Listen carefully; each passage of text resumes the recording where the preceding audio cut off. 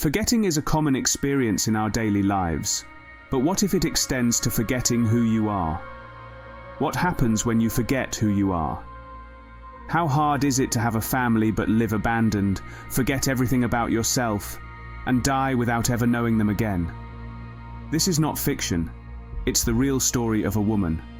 Join us in today's Eye for an Eye episode, 2024's jaw-dropping twist, a cold case solved with an insane twist.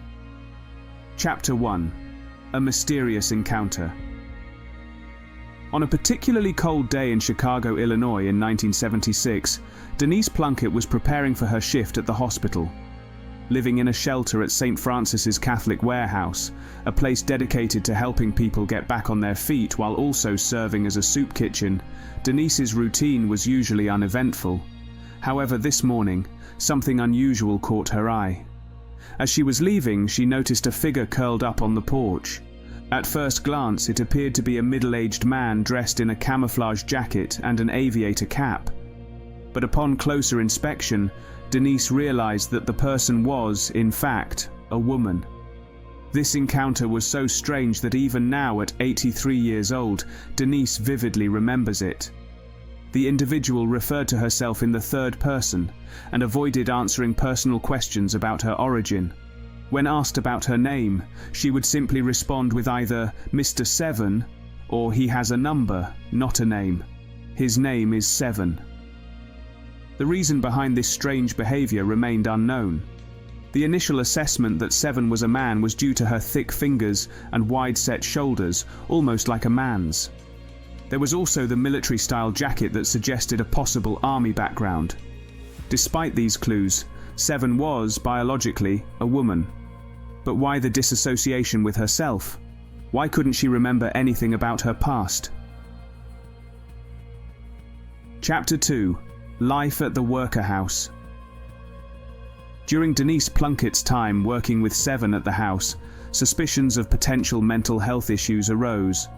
Seven declined assistance and chose to stay at the worker house until 1983.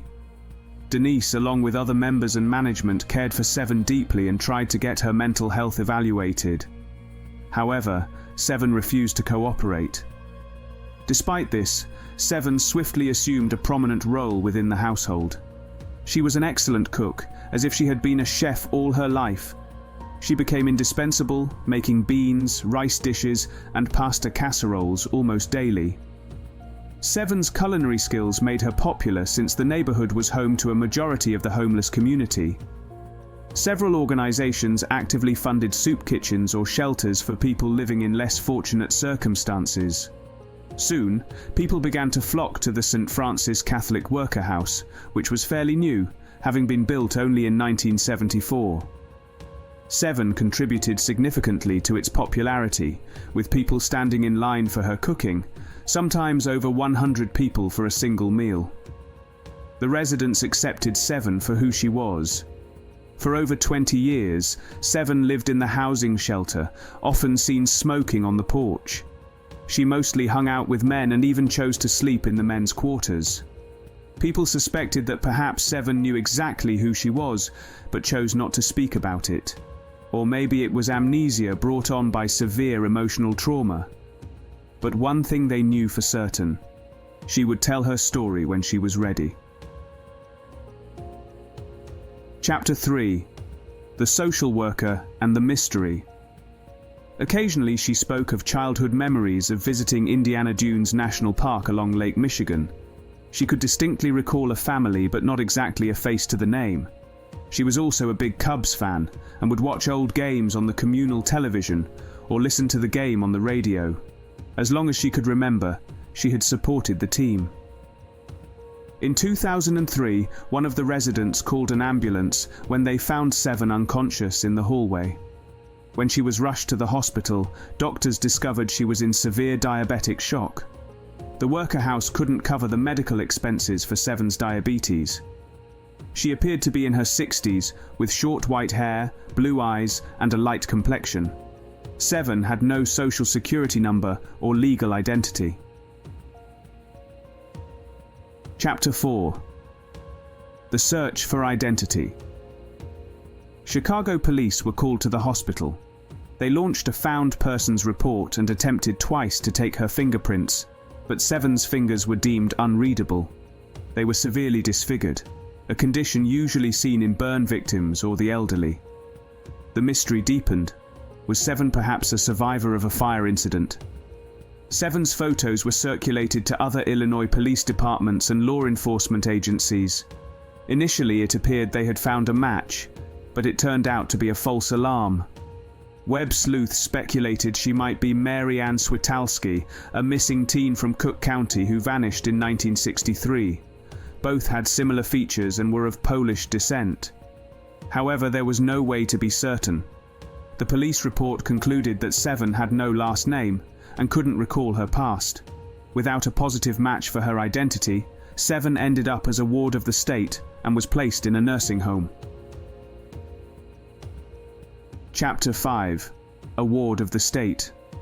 In 2012, the Chicago Tribune ran a story on unidentified adult wards of the state, mentioning Seven. Yet nobody came looking for her. In 2015, Seven passed away at Apex Hospice on November 18th. The medical examiner's report stated heart disease as the cause of her death, possibly due to diabetes and dementia. Post-mortem, the medical examiner succeeded in taking clearer fingerprints. They were run in police databases, but there was no match for a criminal record. Seven was laid to rest at Mount Olivet Catholic Cemetery in Chicago, marked by a cement cylinder with the number 04985. Seven's case remained the most unusual cold case for the Cook County Sheriff's Office. Chapter 6. The Twist in the Tale. Sheriff Tom Dart's office became quite famous for working on cold cases, having identified victims of the notorious serial perpetrator John Wayne Gacy. It became a specialty of theirs to find missing women in the state. Dart commented, "We never had anything like that before. This one is different, and it just keeps getting more different." His office typically works on cases that have been cold for at least 3 years to avoid interfering with open, ongoing investigations. So, they started working on Seven's case in 2021.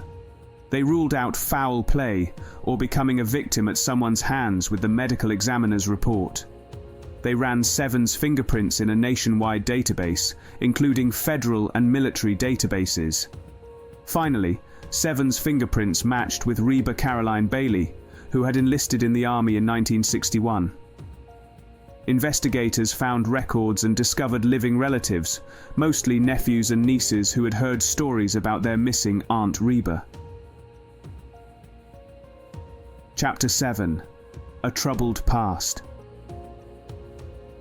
Reba's life before going missing in the 1970s was pieced together.